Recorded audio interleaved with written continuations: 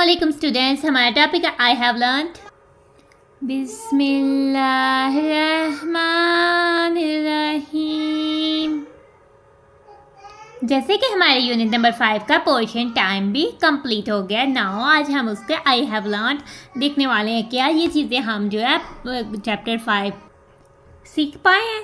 ठीक है, नाउ हम आ जाते हैं अपने बुक के पेज नंबर 126 पर, जिसमें हमारा टॉपिक है आई हैव लर्न, यानी कि ये चैप्टर जैसे कि कंप्लीट हो गया। क्या हम इसकी सब चीज़ों को सीख पाए हैं, हम कर सकते हैं इसको परफॉर्म या हम इसको लर्न कर पाए। तो सबसे पहले हम वोकैबुलरी पर आ जाते हैं। वोकैबुलरी क्या हम इन टर्म्स से वाकिफ़ हैं, क्या हमारे जेहन में इनके कॉन्सेप्ट क्लियर है। ठीक है, फर्स्ट आ जाता है मंथ्स। मंथ्स जैसे कि हमें पता है मंथ्स को उर्दू में महीना कहते हैं और एक साल में 1 ईयर में 12 मंथ्स होते हैं, जिनके क्या नेम है आप बताओ बच्चों, सोचो।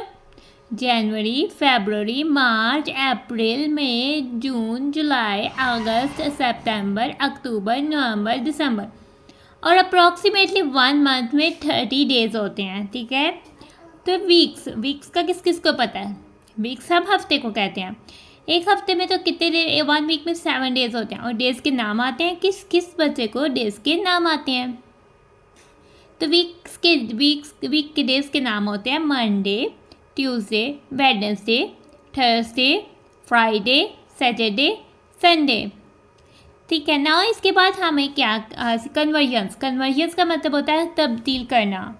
जैसे ईयर्स को मंथ्स में, मंथ्स को डेज में, वीक्स को डेज में, और उसको मिनट्स में, मिनट्स को सेकंड्स में कन्वर्जन करना हमने सीखा है, यानी तब्दील करना, बदल देना, किसी चीज़ को चेंज कर देना, वो हो जाता है उसकी कन्वर्जन।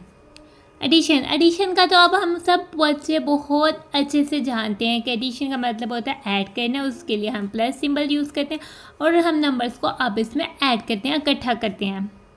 सब्ट्रैक्शन का भी पता है हमें कि डिफरेंस करना है, उसके लिए हम माइनस का सिंबल यूज़ करते हैं और उसमें से हम निकालते हैं नंबर को। ठीक है, बड़े नंबर में से हम छोटे नंबर को कब कर देते हैं, निकाल देते हैं, तो वो हो जाती है सब्ट्रैक्शंस।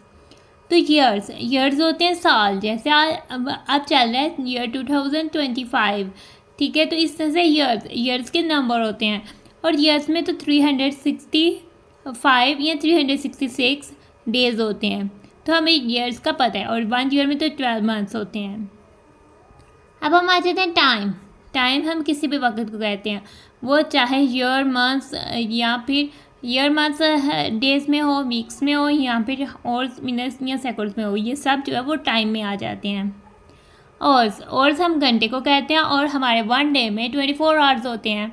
ठीक है, 24 आवर्स, हमने 1 डे को 24 पार्ट्स में डिवाइड किया, 24 आवर्स होते हैं, तो उसको हम 1 घंटा कहते हैं। यानी 1 डे का 24th पार्ट जो होता है वो ओड होता है minutes.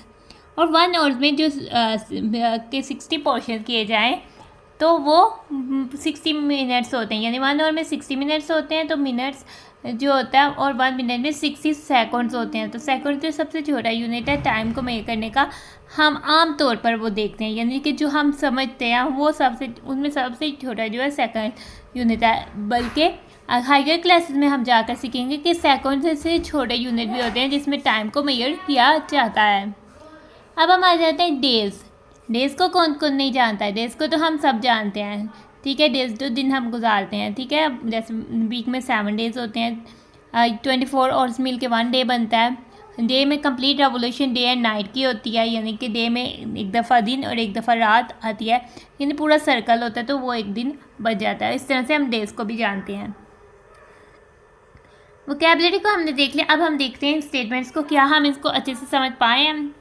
Read and write the time using digital and analog clock on 12 और and 24-hour format। कौन कौन बच्चा जो है 12 और क्लॉक को यूज़ करते हुए, चाहे वो डिजिटल हो या एनालॉग हो, टाइम को रीड और राइट कर सकता है। और कौन कौन बच्चा 24 और फॉर्मेट क्लॉक दी हो तो उसमें 24 और फॉर्मेट में रीड और राइट टाइम कर सकता है, चाहे डिजिटल क्लॉक हो या फिर एनालॉग क्लॉक हो।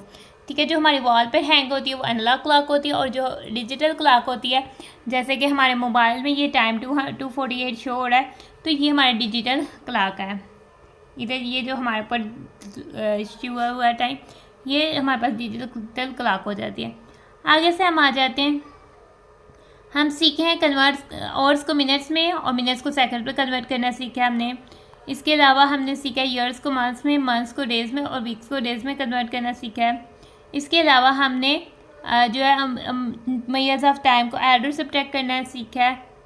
और हमें याद रखना है ऐड और सब्ट्रैक्ट करते हुए हमने सेम टाइम के यूनिट को सेम टाइम के यूनिट में ऐड और सब्ट्रैक्ट करना है, जैसे कि ऑर्स में ऑर्स को ऐड करना है, ईयर्स में ईयर्स को ऐड करना है या सब्ट्रैक्ट करना है।